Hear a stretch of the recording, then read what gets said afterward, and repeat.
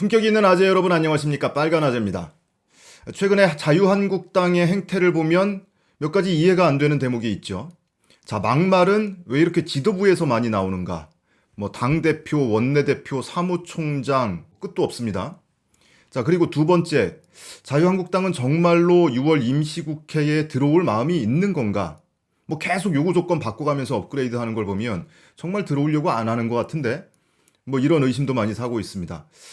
저는 이 두 가지를 해석하는 방법이 자유한국당 지도부가 내부의 불만을 외부로 돌리기 위해서 이렇게 강경 모드를 이어가고 있다, 이렇게 해석이 됩니다. 오늘은 그 얘기를 한번 풀어보겠습니다. 자, 여야 간의 임시국회 개회 협상이 무산됐습니다. 결국에 여야 사당이 자유한국당 없이 일단 개문 발차하기로 했죠. 자, 민주당, 바른미래당, 민주평화당, 정의당 여야 사당만이 이 국회를 열기로 했습니다. 자유한국당 의석이 전체의 3분의 1을 넘으니까 자유한국당 없으면 사실 뭐 국회 의사일정 협의하거나 또 추경안 처리하는 과정에서 예결위 위원장도 자유한국당이 맡고 있고 여러 가지 안건 처리하는 데 있어서 한계가 분명할 겁니다.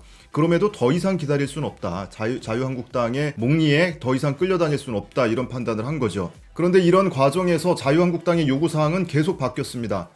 처음에 여야 간에 원내대표 간에 호프회동하고 나서 원내수석 부대표 간에 실무 협상이 있었는데 그 과정에서 자유한국당은 패스트트랙 철회하고 사과하고 그리고 고발된 의원들 고발 철회하고 이걸 요구를 했죠. 그런데 이게 받아들여지지 않았고 그 이후에도 오히려 이 요구사항이 올라갑니다. 처음에는 여당의 패스트트랙 사과를 요구하다가 이번에는 이제 대통령의 사과를 요구하고 국회에서 그 동물국회 만들어 놓은 책임을 왜 대통령한테 묻는지 참 의아스럽긴 합니다만 어쨌든 그리고 나서 대통령과 황교안 대표와 1대1 영수회담을 요구를 했죠. 그래서 청와대에서 받았습니다.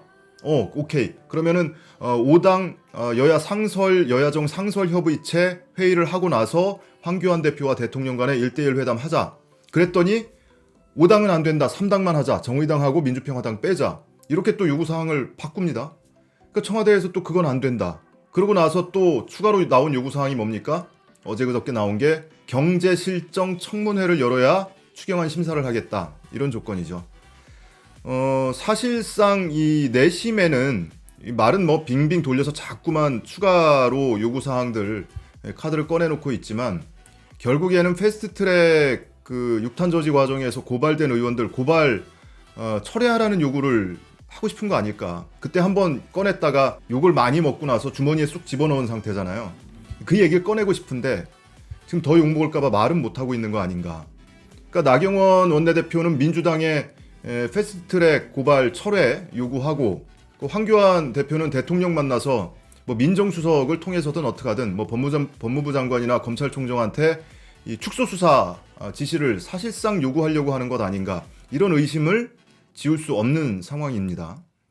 자, 그런데 어쩝니까? 이제 검찰총장은 인사청문회만 지나고 나면 곧바로 윤석열 서울중앙지검장이 검찰총장으로 임명이 될 겁니다.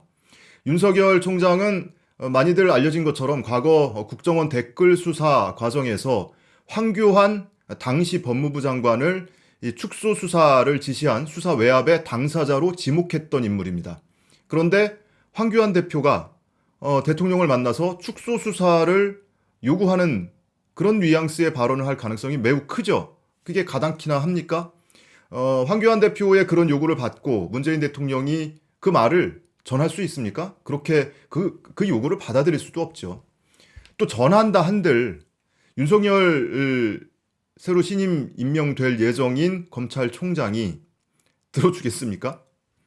전혀 불가능한 상황이 된 거예요. 자, 나경원 원내대표가 오늘 의총에서 또 내심을 드러냈습니다.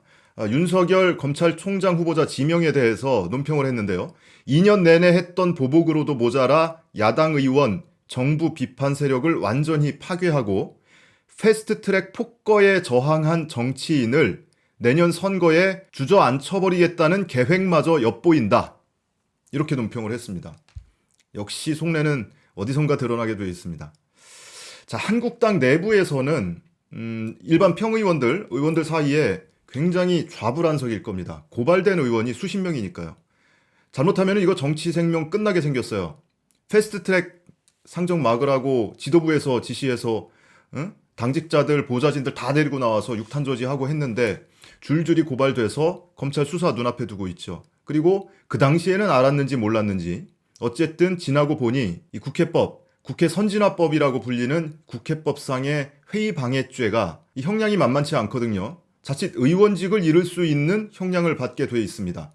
그러니까 6탄 저지하라고 했던 이 지도부를 원망할 수밖에 없죠. 그리고 뭔가 좀 사후에라도 좀 해결을 해주길 바랐는데, 그리고 몇 달을 지금 기다렸는데 지도부에서 아무런 것도 지금 뭐 과실을 가져오지 못하고 있어요. 그 와중에 지도부는 황교안 대표와 나경원 원내대표는 장외투쟁으로 전국을 다니면서 본인들의 이미지 세탁에만 열을 올렸죠. 그러니까 이 원내 의원들은 자기 지역구가 있지 않습니까? 지역구에 가면 지역구 주민들한테 욕을 많이 먹는 거죠. 도대체 국회 뭐 하는 거냐? 싸우더라도 국회 들어가서 싸워라. 기다리는 거 한두 달이죠. 그 이해찬 민주당 대표가 미리 경고했잖아요. 그 장외투쟁 쉽지 않다. 오래 못한다. 그러면 국회로 복귀할 타이밍을 잡았어야 되는 건데 그 타이밍을 계속 놓친 겁니다. 결국 지난 주말에 마지막 협상까지 그 실기를 한 거죠. 그러니까 이 지도부의 리더십에 의심을 받는 상황까지 가는 거죠. 황교안 대표, 나경원 원내대표 그 투톱 정치에 대해서 당 내에서도 계속 비판이 나오고 있지 않습니까? 그러니까 이 황교안 대표나 나경원 원내대표가 이 내부의 불만을, 의원들의 불만을 외부로 돌리려고 자꾸만 청와대와 여당을 향해서 막말 쏟아내고 정작 하고 싶은 고발 철회 요구는 카드를 지금 주머니에서 꺼내기는 민망하니까 못 꺼내고 자꾸만 업그레이드된 받아들이기 힘든 요구사항들을 내걸면서 각을 세우는 겁니다. 여당 탓, 청와대 탓 하면서. 이거 과거에 일본이 잘 써먹던 수법이죠. 뭐 과거까지 갈 것도 없어요. 최근에도 일본은 이런 수법 많이 써먹고 있죠. 어쨌든 이제 국회는 개회를 앞두고 있습니다. 뭐 반쪽짜리 국회라도 어쩔 수 없죠. 자, 민주당에서는 이 개원 요구, 국회 소집 요구를 당 차원에서 하지는 않았어요. 의원 개개인이 그냥 몇십 명이 동참을 했을 뿐이죠. 아마도 한국당하고 계속 대화를 해야 되는 여당으로서 그렇게 좀 절충점을 찾아서 국회를 소집을 하는 것 같고요. 각 정당이 그러죠. 뭐 민주당도 그러고 바른미래당도 그렇고 민주평화당도 그렇고 일단 우리가 상임위 맡고 있는 상임위라도 좀 가동을 하겠다. 그런데 지금 전체 국회의 상임위 위원장 현황을 보면 민주당이 8개를 맡고 있고 한국당이 6개, 바른미래당 2개, 민주평화당이 1개를 맡고 있습니다. 그런데 이 중에 지금 현안 그 안건을 맡고 있는 각 상임위를 살펴보면 민주당에서는 행정안전위원장을 맡고 있는데 인재근 의원이 맡고 있는데 여기서는 이제 소방공무원의 국가직 전환 관련된 안건 좀 협상을 해야 되고요. 그리고 바른미래당에서는 유치원 3법을 다루게 되는 이 교육위원회 위원장을 바른미래당 이찬열 의원이 맡고 있습니다. 자, 그리고 한국당에서 맡고 있는 위원장 상임위 중에는 이 유통산업발전법의 골목상권 살리기 위한 그런 안건들이 지금 올라가 있는데 산업통상자원 중소벤처기업위원회를 이 한국당 홍일표 의원이 맡고 있고요.